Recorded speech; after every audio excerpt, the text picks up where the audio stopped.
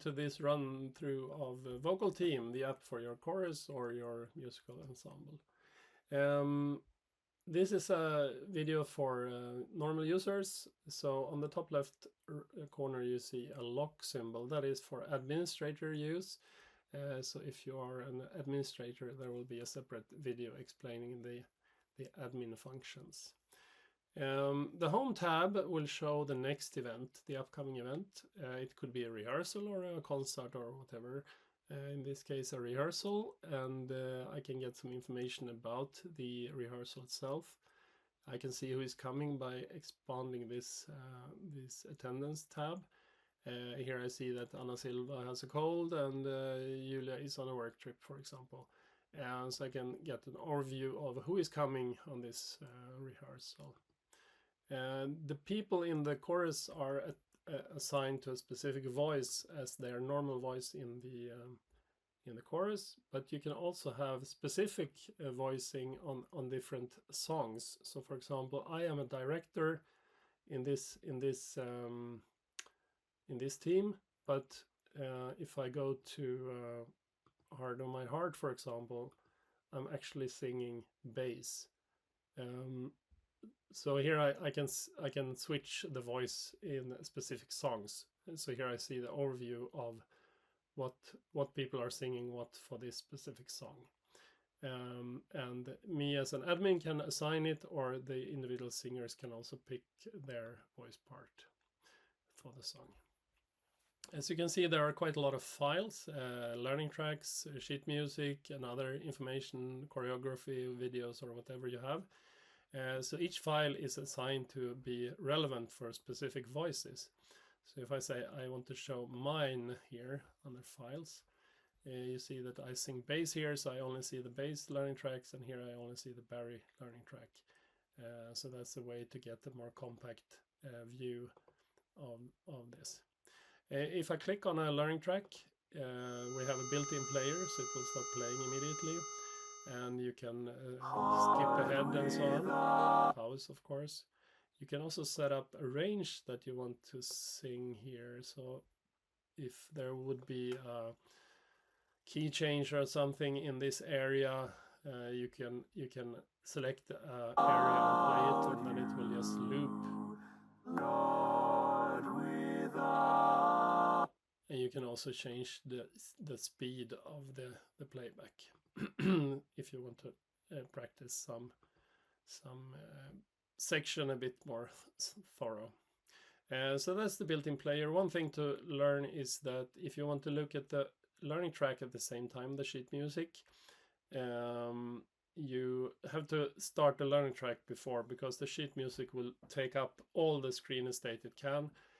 So you will not see the different learning tracks. So start the learning track first and then open the sheet music. So that is the home tab. So focus on the next exercise. What will we do? The next rehearsal. Which songs, where are the learning tracks, where are the sheet music, and everything like that. Here I can say I'm coming or I'm not coming. And if I'm not coming, I can enter the comment for that. And that can of course also be done for all the upcoming events. So on the home tab I only see the next one. On the events tab I see all the events. Now I only have one in this team, but if I would have many I would just see them in the list and I could respond to each one of them here. I can also get the participation overview. That would also, of course, have multiple columns if I would have multiple rehearsals or concerts and so on. So I can see how many tenors are coming, how many leads are coming, and so on. I go back to the show events tab here. The my file versus all files are also available here, so I can see just it's the same as in the home tab. The chat function is automatic, so you get automatic voice chats. I'm a director here, so I get voice chats for all the voices. If I would be a baritone in the chorus, I would only see the baritone voice chat and be able to chat with all the baritones or the directors. The team has its own chat. Here I can write things, chat with all the chorus members. If I have written a chat, this one, I can press info here, and then I can even modify the if I made a typo or something, so I can change that. I can also see what reactions have been done, and I can change those if I want to.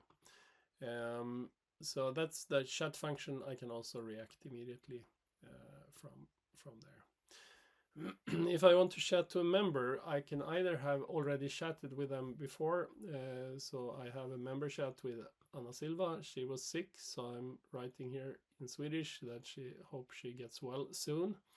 And if I want to initiate a new chat with a person I haven't been doing that with before, I go to the members tab. Here I have all the members, and I can find the correct member and click the chat button, and then I have started a new chat with that person.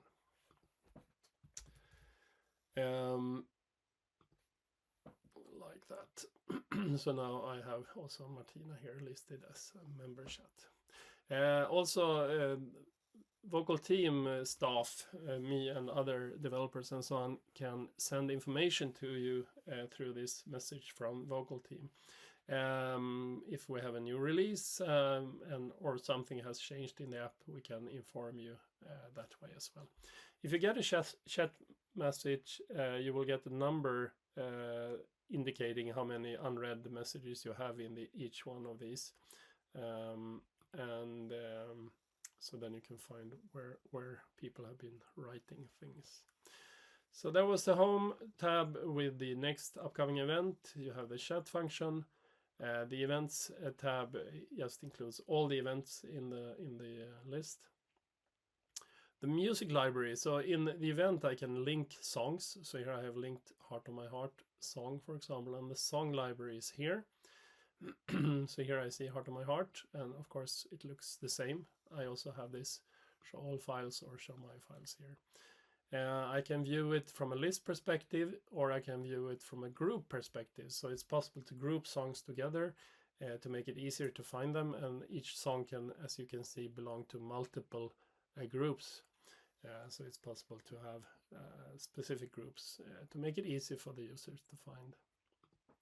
You can also search, so by writing keep, I find it easily in either of those lists. That's the song library. We also have a document library. So if I click on this folder symbol, I get the document library where the board or the music team can upload notes from their meetings or the charters or whatever information is relevant to share, but is not related to songs, more related to other types of documents. Here you can upload different kind of files. So the song library, and we have the document library, and in the middle we have the tag library, which is a new feature in this version that will be released at the end of October. Here we have an interface to barbershoptags.com. So it's disabled by default, but if you click on this tag symbol here and you say enable tags in the app, then all the tag information from barbershoptags.com is stored in the app. So you can search freely between all the tag listings, or just focus on the classic tags, for example. So here we have the classic tags numbered, and we have the 100 tags in 100 days. And we have the easy tags, which is 3 different collections of tags in the barbershop tags listing. And if I search for the word love, it can either be in the text of the tag or in the title of the tag. I find the tags. I can also hear, similar to my normal learning tracks, I can listen inside the app immediately and use the same player functions. And also click on the sheet music to look at the sheet music when I'm practicing tags or teaching tags, by the way. You have information about the rating. This is updated every night, so the information about the tags are updated regularly. So that's a new feature that we hope you will like. Going forward to the member tab, here we can see what persons belong to which voice. So 2 tenors, for example, or all members listed alphabetically, or based on the groups. So we have the board group and we have the music team group. So here we can find all the people, and we can see their email address if we want to send an email to them, not through the app, but from our normal email software. In the settings tab, I have the possibility to administrate account, and that is possible for all people. If you are an administrator, you can change things, of course. If you're not, you cannot. But also you can add your own team. If you have a quartet or something and would like to use the app, you can click administrate account and will come to a web page where you can create new teams for you and so on. You can change your password in the app here. You can look at the license for the team. So this team has a license to the end of the year, and you see a bit about how much is used of the storage and members and so on. The calendar link is a way to link the events in the app to your calendar. And when you start the app, you will have a calendar symbol that you click, and then it will create this link, which you can then copy with the button here and paste it into your calendar application on your iPhone or on your Android device or your computer. The load old objects means that if you the focus is always on looking into the future events and so on. So if you set this setting to four weeks old, for example, you can go back 4 weeks and look at old events by clicking on the button in the events tab. So this is a way to have as little data as possible, because the app has everything in the app, so you can work offline as well as online mode through that way. If you need glasses like I do, I can actually increase the size of the text in the app by changing this clarity setting here. And I can switch to light mode if I prefer that, or dark mode, or automatic means that it uses the setting from your device. And then at the bottom right corner you can switch between Swedish and English language. And this help video that you're watching right now is accessible through this question mark up in the home tab on the top right corner. So here I can go to the overview of the app and then click the icon to watch it in my device. So more videos will come, so keep an eye open for those, and they might appear in other tabs as well. If for example we have a video relevant for how the events tab works, then a question mark will come up and you will have a possibility to look at that. I hope you will enjoy VocalTeam, and good luck. Thank you.